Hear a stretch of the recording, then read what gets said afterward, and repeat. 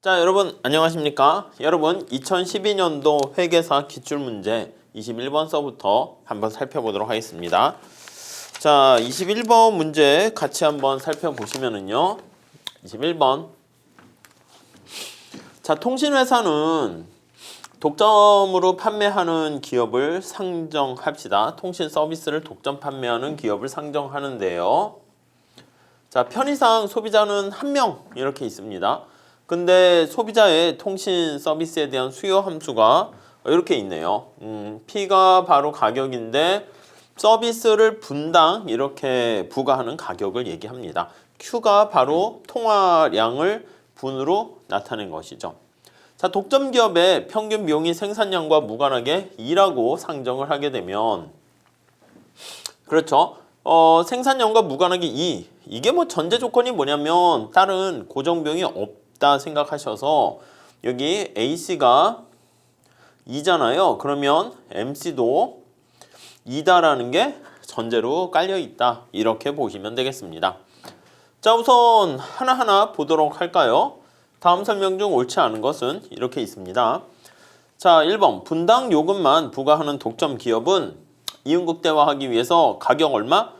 요거 상황을 봐야죠. 요거 P로 정리하면 어떻게 됩니까? P로 정리하면 자, P는 네, 2P 넘어가니까 2로 나누면 50 마이너스 2분의 1 Q 이렇게 될 겁니다. 네, 이해 가시죠? 자, 그러면 여기다가 직접 한번 그래프를 그려서 생각을 해볼게요. 자, 여기가 Q가 되고 여기가 P 이렇게 됩니다.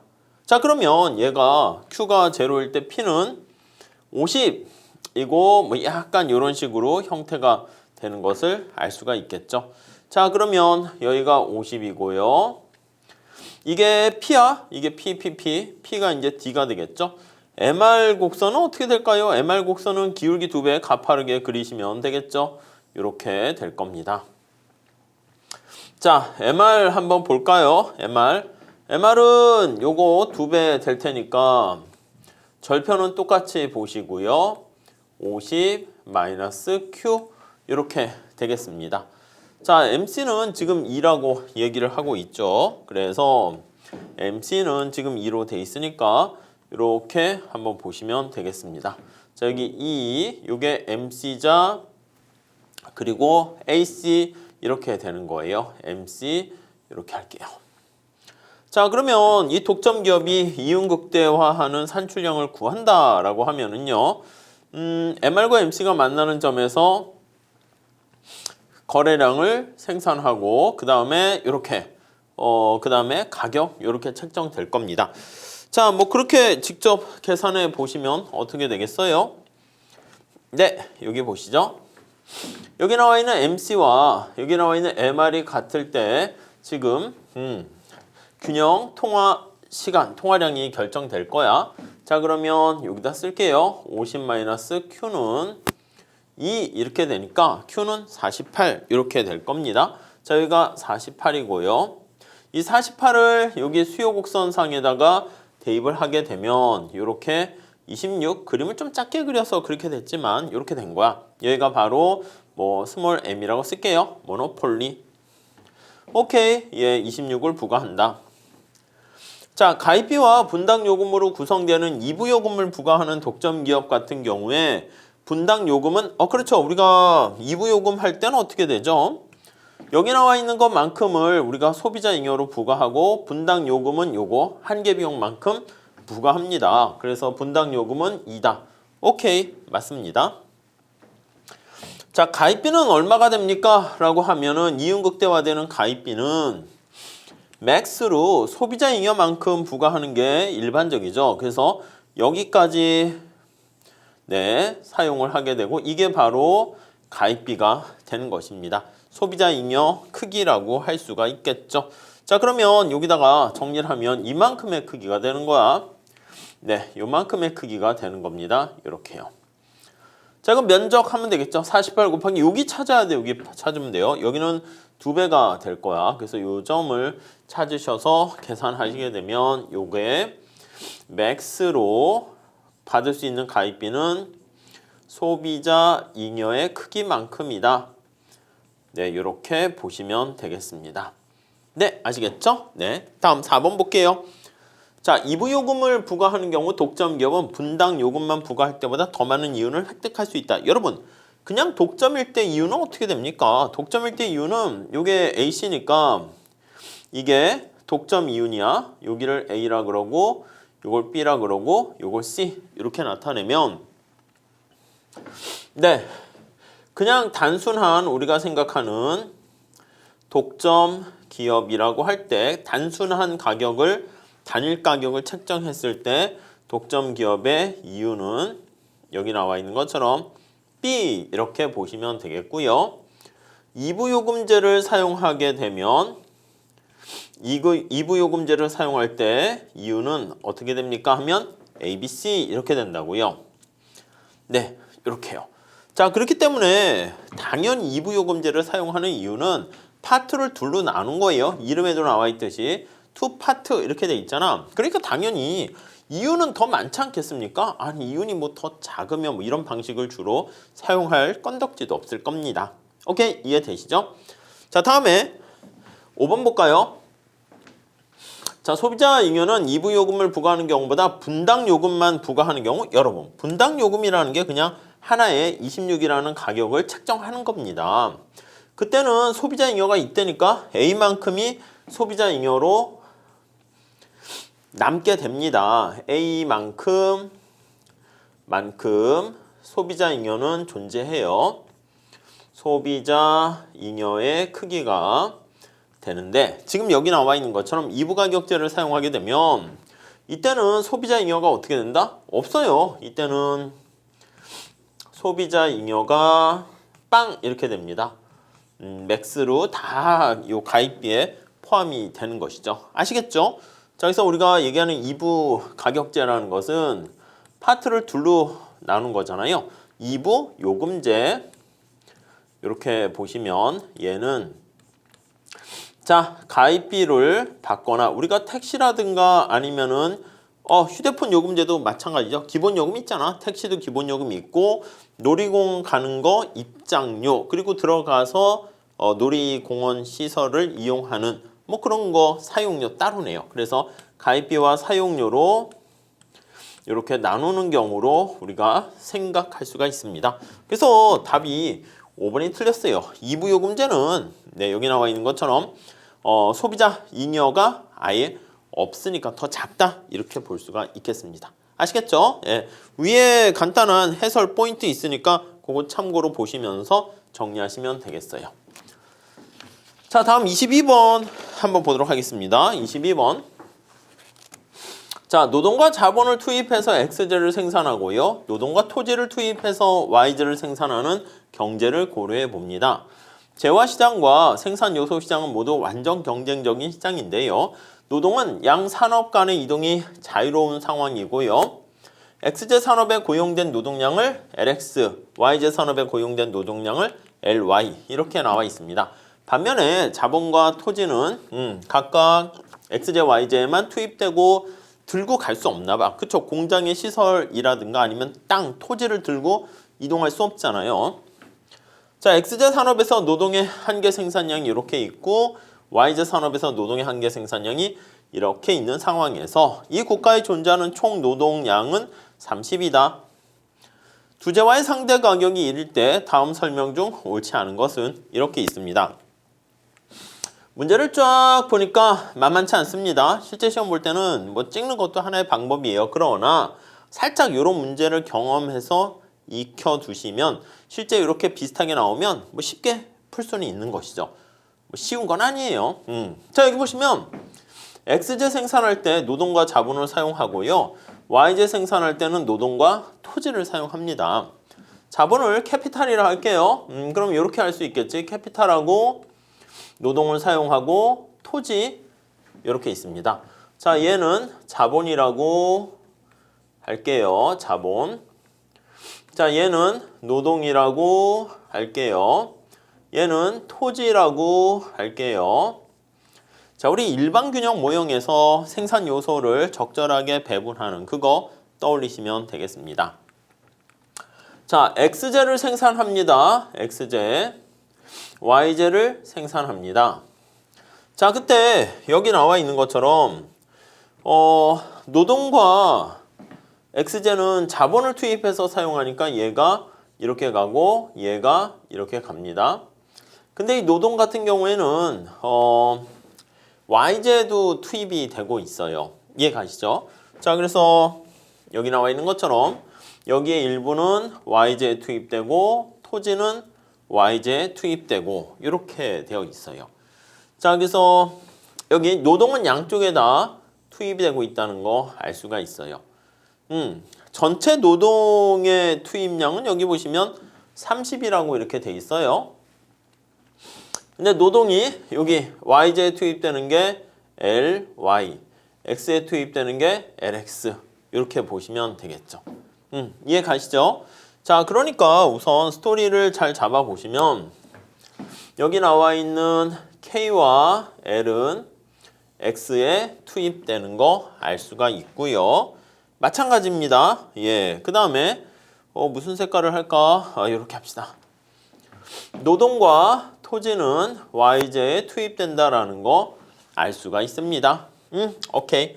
자, 그런데 전체 노동과 관련해 가지고는요, 양쪽에 다 들어가는 것이기 때문에 우리가 생각할 때 고민을 하셔야 돼.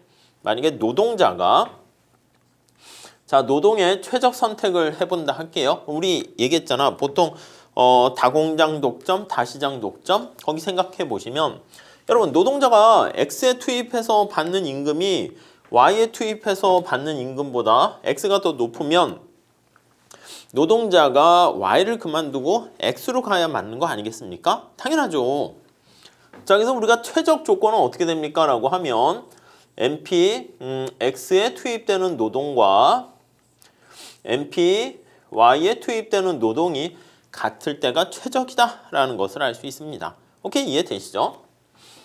자, 그리고 더 나가서 지금 두 국가에 존재하는 총 노동량이 합해서 300이니까 전체 노동의 수는 300으로 고정돼 있는데 X에 투입되는 노동과 Y에 투입되는 노동 이렇게 보시면 되겠습니다. 오케이, 이해되시죠? 자, 그럼 우선 1번은요. 요거를 이용해서 문제를 푸시면 되겠습니다. 자, 여기 보니까 X산업의 노동의 한계 생산이 요거잖아. 위에 요걸 그대로 쓸게요. MPL이니까 요렇게 더 쓸까요? MPL의 X는 얼마야? 2L X분의 1 이렇게 돼 있고요. 자, 얘랑 MPL인데 Y는 요거죠. Y의 노동의 한계 생산이 LY분의 2 이렇게 됩니다. 자, 그랬을 때 얘네 둘이 같을 때가 최적이다라는 것을 확인하시면 되겠고요. 자, 그럼 얘네 둘 똑같으니까 어떻게 돼? LX, LY 이렇게 해서 정리하시면서 또 하나의 식이 있죠. 위에 나와 있는 것처럼 300은 LX 더하기 LY 이렇게 정리하시면 되겠습니다. 자, 그렇게 되면 여기 X에는 6, 그 다음에 Y에는 24. 물론 합쳐서 30이 된다는 거 확인하셔야죠. 네, 그렇게 보시면 되겠습니다. 1번은 오케이. 2번 볼까요? 자, X제로 표시한 노동의 실질 임금이 4분의 1이래요. 노동의 수요량은 여러분 우리가 2번 보시면 실질로 표현하게 되면 우리가 어떻게 됩니까? 실질 임금과 한계 생산이 똑같은 거야. MPLX와 실질 임금 소문자로 쓸까요? 이렇게. 아니면 이게 명무임금을 물가로 이렇게 나눠줘도 돼요. 근데 뭐 물가 상대 가격은 1이니까 그냥 W로 해도 되겠죠. 요거를 푸시면 되겠습니다. 그럼 어떻게 돼요? 요거 얼마라고? 요거 W가 짠 보시면 4분의 1이라고 돼 있잖아요. 얘가 4분의 1이고 그 다음에 얘가 뭐야? MPL 이렇게 돼 있습니다. 얘가 뭐라고? 이거 2LX분의 1 이렇게 됩니다. 그럼 LX는 어떻게 돼? 2 이렇게 보시면 되겠죠? 2다. 맞네요. 오케이. 자, 다음 3번 한번 볼게요. 3번. 두 재화의 가격이 모두 5씩 감소했습니다. 그때 노동자의 실질임금은 여러분 여기도 나와 있듯이 실질임금은 뭐에 의해서 영향을 받아요? 한계 생산에 의해서 영향받는다고. 그렇기 때문에 두 재화의 가격이 지금 1인데 5%씩 감소하잖아요. 그러면 이거 뭐 거시경제학도 관련돼 있는 건데 명목임금도 하락해서요. 실질임금은 변함이 없다. 차라리 이렇게 얘기를 해야 됩니다. 아시겠죠? 그러니까 실질임금 자체가 상승하는 게 아니고 오히려 이렇게 가만히 한계 생산이 변함이 없으면 그냥 고정돼 있다. 이렇게 보시면 되겠습니다. 뭐 그 정도 봐주시면 되겠어요. 자, 다음에 3번 한번 볼게요. 3번 받고 4번 한번 볼게요. 자, 다른 조건이 일정할 때 X제 가격이 상승하는 경우 자, Y제 산업에 고용된 노동량 감소한다. 여러분, 이게 X제 가격이 상승하면 우리가 명목임금으로 표현하면 이렇게 됩니다. V, MPL, X라고 할게. 얘는 P 곱하기 MPL이고요. 얘는 이제 명목임금 이렇게 돼. 실질임금으로 표현하면 이렇게 되고요. 자, 그런데 사실 요 밑에 거랑 같이 연결하면 좋긴 하는데요. 우리가 이제 노동시장도 같이 그림을 그리게 되잖아요. 자, 그랬을 때 4번, 5번 같이 한번 풀어볼게요. 사실은 그런 측면에서 보면 3번도 같이 엮여 있다라고 생각하시면 돼. 사실은 실질임금은 불변이다 이렇게 했는데 같이 생각을 해보면 자, 여기다 그려도 되겠죠? 여기다 한번 볼게요. 자, 노동이고 여기 명목임금이라고 할게요. 자, 그랬을 때 여기 보시면 X제 가격이 상승했어. X제 가격이 5% 상승했어.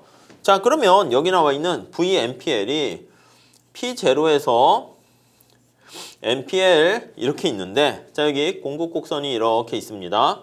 노동의 공급곡선이. 자, 근데 여기서 P가 올라가니까 얘가 P1 MPL 이렇게 된 거야. 이해가시죠? 이렇게.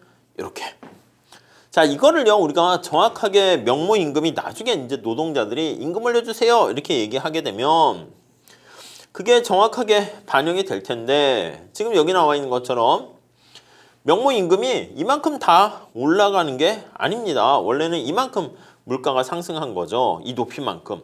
근데 명목임금은 얼마만큼 올라갔냐면 요만큼만 올라간 거야. 이해 가세요? 자, 여기 다시 볼게요. 자, 명목임금이 요만큼 올라갔어. 실제 물가는 여기 있는 것처럼 이만큼 올라갔는데 자, 그렇기 때문에 이게 어떻게 되는 거냐면 여기 나와 있는 그 명목임금이 제대로 잘 반영이 돼 있지 않기 때문에 한계 생산이 여기서 나와 있는 것처럼 떨어질 수밖에 없어. 이 얘기는 뭐냐면 실질임금이 하락했다 이렇게 보시면 돼. 자, 그렇기 때문에 여기 나와 있는 것처럼 X제 가격이 5% 상승했는데 우리가 생각하는 우상향, 뭐 우하향 이렇게 노동 수요 공급 곡선 생각하시면 명목임금은 5% 미만으로 상승한다. 뭐 그렇게 보시면 되겠습니다. 자, 이쪽 X제 가격이 상승해서 X제에 대한 뭐 그게 올라가게 되면은 그럼 당연히 Y제에 있는 사람들은 어떻게 돼요? X제 쪽으로 이동을 하게 되는 거죠. X제에 이렇게 고용이 증가하게 됩니다. 근데 그 고용 증가하는 게 노동자들이 이 것이랑 연결되죠. 착각에 빠져가지고 명목임금 인상을 그대로 요구하게 되면은 실질임금이 똑같아서 변함이 없을 텐데 그럼에도 불구하고 약간 착각이 여기 반영되어 있는 거예요. 그렇기 때문에 실질임금은 장기는 그대로인데 단기적으로는 여기 보시면 명목임금이 그만큼 다 반영이 안 되면 여기서는 그러면 하락한다 이렇게 해야 되겠죠. 그러니까 상승은 틀려. 그러니까 하락하거나 물론 아주 장기에 가게 되면 이제 사업원하고 연결시키면 하락이 되는 것이고 장기에 되면 실질임금은 변함이 없다. 왜냐면 한계 생산이 그대로니까 이렇게 보시면 되겠습니다. 자, 이게 뭐 이것저것 다 섞여 있는 건데 괜찮은 문제입니다. 그래서 공부를 위해서 여러분들이 봐주시면 좋을 것 같아요. 아셨죠? 자, 그 다음에 23번 문제 같이 한번 풀어보도록 하겠습니다. 자, 23번도 비슷한 얘기야. 노동과 자본을 사용해서 노동 집약적인 X제랑 자본 집약적인 Y제를 생산한대요. 자, X제가 만약에 쌀이라고 하고요. Y제가 컴퓨터 이렇게 돼 있다 할게요. 컴퓨터 이렇게 돼 있다라고 생각하시죠. 자, 비교의를 갖는 X제를 수출하는 국가의 국제무역이 초래하는 효과. X제를 수출하는 국가인데 여러분 우리 그 해설에도 위에 그려놓긴 했는데 자, A 국가가 있고요. B 국가가 있다라고 한번 생각을 해볼게요. A 국가는요. 노동이 풍부한 국가다라고 한번 해볼게요. 노동이 풍부하고 자본이 좀 적어요. B 국가는 노동이 적고 자본이 풍부하다. 이렇게 보시면 되겠습니다. 자, 지금 여기 나와 있는 것처럼 A국은 노동이 풍부합니다. 노동이 풍부해요. 여러분, 노동이 풍부한 동남아랑 자본이 풍부한 미국과 이렇게 보면 자본이 풍부한 미국 같은 경우는 쌀보다는 컴퓨터를 생산하는 게 훨씬 좋겠죠. 그리고 노동이 풍부한 동남아 같은 데는 쌀을 생산 수출하는 게 훨씬 더 좋을 겁니다. 자, 지금 X제를 수출하는 국가니까 지금 여기서 어떤 나라야? A국을 대상으로 하는 거야. A국이 대상이다. 이렇게 보시면 되겠죠. 네, 이해되시죠? 자, 이렇게 한번 체크해 볼게요. A 국가가 대상이 되는데 자, 1번 볼까요? 자본에 대한 노동의 상대 가격. 이거 어떻게 써야 돼? 자본에 대한 가로로 묶으시죠. 관심사가 노동이라는 거야. 노동의 상대 가격이니까 이거는 R분의 W가 우리의 관심사로 보는 거죠. 자, 그러면 A 국가는 지금 노동이 풍부하니까 R분의 W A 국가와 B 국가는 자본이 풍부합니다. 그래서 노동이 희소하니까 B 국가랑 어디가 이게 더 값이 클까요? 여기가 노동이 많으니까 임금이 더 낮겠지. 이렇게 되겠죠. 네, 이해 가시겠죠? 이렇게. 자, 이렇게 된 상황인데 두 나라가 A 국가는 어떤 걸 수출한다?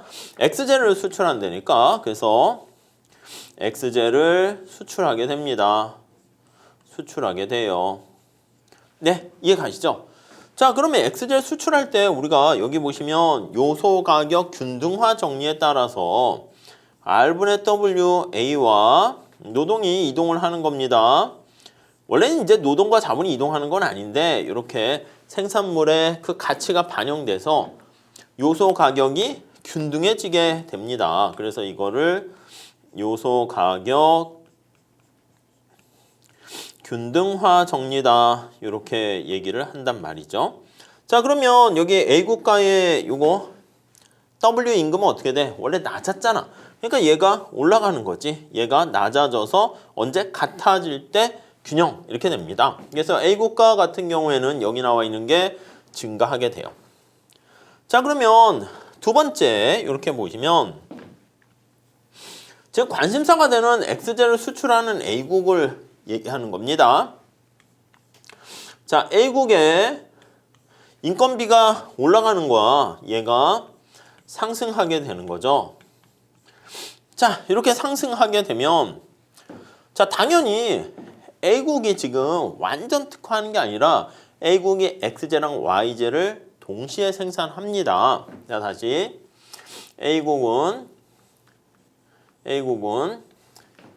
X제와 Y제를 모두 생산합니다. 모두 생산해요. 모두 생산하는데 but 어느 거에 더 비교우위가 있다? 그쵸? 원래 우리가 리카르도의 비교우위 이론 많이 얘기했는데 그때 왜 A 국가는 X제 생산에 비교우위가 있어? 그거를 비교우위의 원천을 설명하는 게 핵심원리 정리라고 그랬잖아요. 비교우위의 원천이 노동이 풍부하니까 노동집약적인 재화에 비교우위가 있다는 것이죠. 그래서 but X제를 비교우위가 있는 거야. 이쪽으로 가라. 이렇게 비교우위를 지니고 있어서 X제를 수출하게 되는 것이죠. 네, 이해 가시죠? 이렇게. 자, 그런데 여기 나와 있는 것처럼 수출하면서 원래는 여기 나와 있는 것처럼 인건비가 싸가지고 가능한 한 생산할 때 노동을 많이 썼는데 이렇게 노동의 가격이 상승하게 되면 A국가가 XJ, Y를 생산할 때 XJ랑 YJ를 생산할 때 어떻게 해요? 그치, 노동을 더 적게 쓴다고. 그래서 상승하니까 L을 더 적게 사용합니다. 이거는 XJ 생산뿐만 아니라 YJ 생산에도 마찬가지야. 그러니까 우리가 살짝 착각하면은 비교이니까 X를 더 집약적, Y를 더 집약적? 야, 둘 다 집약적으로 한다는 건 말이 안 되잖아. 맞아요. 맞는데 여기서는 XJ를 수출하는 국가 요거 하나 A국가만 대상으로 하는 거야. 지금 우리가 보통 할 때는 한쪽이 노동집약적이면 다른 한쪽은 자본집약적 해야 되니까 이 전체 시장을 놓고 봤을 때는 A와 B가 밸런스를 맞출 텐데 여기선 지금 A국가만 대상으로 하는 거니까 노동을 적게 쓴다. 자본을 더 많이 쓴다. 자본집약적으로 X, Y를 생산한다. 맞는 표현입니다. 네, 이해 가시겠어요? 자, 그 다음에 4번 볼게요.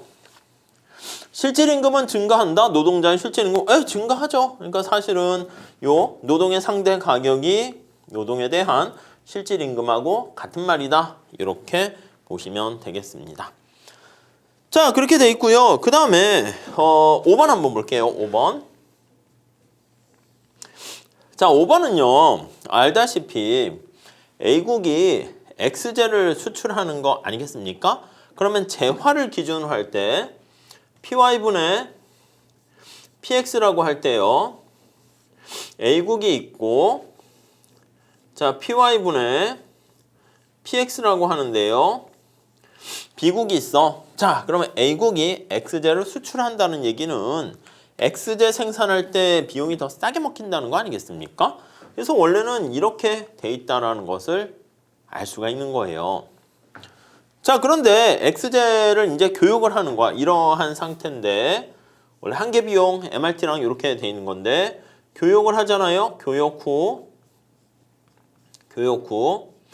자, 국제시장의 가격은 월드 가격은 PY분의 PX라고 씁시다. 이것도 월드 가격은 월드라고 쓸게요. 이것은 요거 A국가와 요거 사이에서 결정돼요. 그러니까 요 가격은 교역을 하게 되니까 요 사이에서 결정됩니다.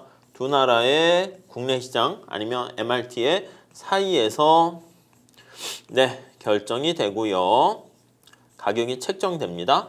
자, 그러면 어떤 일이 발생합니까? 그치, A국가의 요거 가격은 좀 비싸지고요. B국가는 교역을 통해서 가격을 좀 싸게 살 수가 있게 됩니다.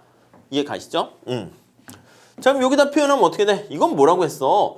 YJ에 대한 XJ의 상대 가격은 상승한다? 지금 이건 뭐야? XJ에 대한 이렇게 있으니까 관심사가 PY인 거야. 여기 PX고. 그러니까 문제가 좀 약간 지저분하게 돼 있죠. 요건 어떻게 된다? 지금 얘가 올라가니까 이거는 하락한다. 이렇게 설명을 해야죠. 그러니까 이제 요게 하락한다. 이렇게 되는 겁니다. 이해 가시죠? 자, 지금 A국가에 대한 얘기인데 A국가에 대한 요거 PY분의 PX는 올라간단 말이야. 그러니까 PX분의 PY는 내려간다. 이렇게 얘기를 해야죠. 그래서 답은 5번이 틀렸다. 이렇게 정리를 하시면 되겠습니다. 예, 뭐 괜찮은 문제인데 좀 난해하긴 합니다. 시험장 가서 뭐 아니 그런 것까지 다 보이기는 좀 어려워요. 자, 24번 볼게요. 자, 산업 내 무역과 산업 간 무역에 대한 설명으로 옳지 않은 것은 이렇게 돼 있습니다. 자, 우리가 보통 얘기하는 건 산업 간 무역입니다.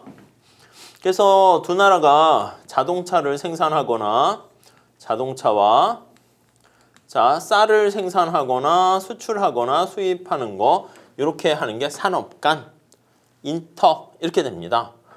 자, 근데 산업 내 무역이다라고 하면 인트라 해가지고요. 산업 내, 이 자동차 산업 내에도 당연히 여러 개가 있지 않습니까? 그냥 뭐 일반 승용차, 세단도 있고요. 뭐 트럭도 있고요. 뭐 이런 식으로 여러 개가 있을 거야. 그래서 같은 자동차 내에서도 우리가 교육이 이루어질 수 있겠죠. 그래서 이 산업 내 무역이라 합니다. 이렇게 이것을 산업 내 무역 이렇게 얘기를 해요. 자, 이러한 산업 내 무역이라는 것은 지금 같은 자동차인데 우리가 앞에 나와 있는 요거 있잖아. 여기 나와 있는 요거 산업 간 무역은 요게 바로 우리가 리카르도의 비교 위론 이렇게 보시면 되겠습니다. 요거는 비교 위론, 뭐 핵쇼올린 정리 이렇게 생각하시면 되겠는데요. 그게 아니라 여기 나와 있는 산업 내 무역이다 이렇게 얘기하면 요거는 약간 세단과 트럭인 것처럼 또 디자인 이런 걸로 우리가 할 때 차별화가 이제 기본적으로 깔려 있는 거야. 차별화. 크루그만 교수 같은 분이 이렇게 차별화 아니면 대량 생산으로 인한 규모의 경제 등등등 이런 거를 얘기해요. 규모의 경제. 아시겠죠? 그리고 산업 간 이거는 이제 선진국과 후진국 이렇게 돼 있는데 산업 내 무역은 우리나라랑 이제 뭐 독일과 같은 그래서 뭐 독일의 비싼 외제차 뭐 아우디, BMW, 벤츠 수입하죠. 우리나라도 수출합니다. 물론 우리나라 프리미엄급 자동차도 이제 많이 좋아졌는데 주로 선진국끼리 얘기하는 거야. 선진국과 얘는 선진국 간에 얘기를 하는 것이고요. 위에 비교 위로는 지금 말씀드린 것처럼 주로 선진국과 후진국 간에 이렇게 얘기를 한다. 이렇게 보시면 되겠습니다. 뭐 하나씩 볼게요. 옳지 않은 것은 국가 간의 노동 생산성의 차이는 산업 간, 그렇죠? 노동 생산성 해가지고 네, 산업 간 무역 맞습니다. 자, 그다음 국가 간의 생산 요소 부존도, 그렇죠? 위에 나와 있는 노동 생산성의 차이로 나타내는 산업 간 이게 바로 리카르도의 비교 위론 이렇게 보시면 되겠고요. 리카르도의 비교 위론 네, 이렇게 보면 되겠고 요거요. 생산 요소의 부존도 바로 앞에 본 것처럼 노동이 풍부하냐, 자본이 풍부하냐, 뭐 핵쇼올린 정리 요 전통적인 무역 이론에 해당하는 것이죠. 자, 오케이. 다음 볼까요? 자, 3번 제품 차별화와 규모의 경제. 그렇죠. 이게 바로 산업 내 무역을 발생시키는 원인이다. 이렇게 보시면 되겠고 자, 산업 내 무역은요. 지금 또 말씀드린 것처럼 위에 표로도 잘 정리해놨죠. 선진국끼리 하는 무역에 주로 해당합니다. 이해 가시겠죠? 다음에 산업 간 무역과 달리 산업 내 무역은 무역의 이익을 발생시키지 않는다. 에이, 허무하네. 왜 안 시킵니까? 우리가 당연히 선진국이죠. 우리도 독일하고 같이 교육을 하게 되면 다양한 독일의 자동차, 우리가 다양한 차별화를 통한 모델 이런 것들을 수입할 수 있잖아요. 그리고 또 수출하고 하니까 시장 규모도 커지고 무역의 이익이 생긴다. 이렇게 보시면 될 것 같습니다. 오케이, 이해되시죠? 자, 넘어가도록 하겠습니다. 자, 25번 무역정책에 대한 설명으로 옳지 않은 것은 이렇게 돼 있어요. 자, 기본적으로 우리가 수입량을 어떻게 동일하게 제한하는 수출 자율 규제와 뭐 여러 가지 비교하는 거 있죠. 우리 위에도 표에도 나와 있는데 무역정책과 관련해서 세 가지를 비교해야 돼요. 자, 수입품에 대해서 세금을 때리는 게 관세 이게 있고요. 아니면 수입 물량을 할당하는 겁니다. 쿼터라고 하죠. 쿼터, 수량 할당제 이렇게 있고요. 그 다음에 수출 자율 규제, 볼런터리 해가지고 제한을 하는 겁니다. 자, 공통점은 뭐냐면 전부 다 사회적인 어떤 수입을 제한하는 거니까 사회적 후생 손실이 생긴다는 건 똑같고 효과도 똑같습니다. 단 중간에 뭔가 관세를 부과하게 되면 거기 나와 있는 것처럼 재정 수입에 누가 이득을 얻냐라고 하면 정부가 관세를 부과한 이득이 생겨요. 쿼터는 뭐야? 쿼터는 뭐 BMW 같은 거 수입을 할 때 아무나 다 수입할 수 있게 하는 거 아니겠습니까? 그러니까 수입업자를 정한단 말이야, 국내에서. 그러다 보니까 이제 그 수입업자가 이득을 얻게 되는 것이죠. 자, 그리고 수출 자율 규제는 야, 독일아, 너네 너무 빡세게 막 수출하지 마. 그러다 우리나라 프리미엄 자동차 어떻게 뭐 현대밖에 없는데 애매하게 다 망하면 우리나라 좀 이렇게 되니까 그러니까 수출업자에게 좀 어떻게 보면 느낌 자체로 그냥 구걸하는 느낌으로 보세요. 자, 그러면 수출업자에게 대신 이득을 떼어줄게. 이렇게요. 나름대로 기본적인 결과는 똑같지만 약간 전략적인 측면에서 차이가 발생할 수 있습니다. 자, 수입량을 동일하게 제한하는 수출 자율 규제와 관세 중에서 수출 자율 규제가 수입국의 후생 측면에서는 더 유리하다? 아니요. 후생 측면에서는 사실 다 똑같습니다. 그리고 조금 그나마 더 한다라고 하면 수입국 입장에서는 여기요. 여기 나와 있는 재정 수입을 수출 자율 규제 같은 경우에는 수출업자가 가져간다니까? 근데 쿼터 같은 경우에는 여기 나와 있는 것처럼 아니 관세라든가 이거는 우리나라에게 귀속되는 거 아니겠습니까? 자, 다시 여기 나와 있는 그 재정 수입 같은 게 여기 관세라든가 아니면 쿼터라든가 이거는 국내에 귀속되잖아요.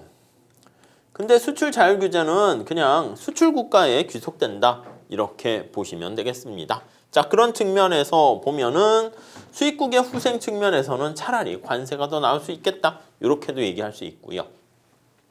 아니면 사회적 후생 손실 측면에서는 시장 규모가 위축되니까 동일한 효과다. 그러니까 뭐가 더 유리하다. 이렇게 하면 안 됩니다.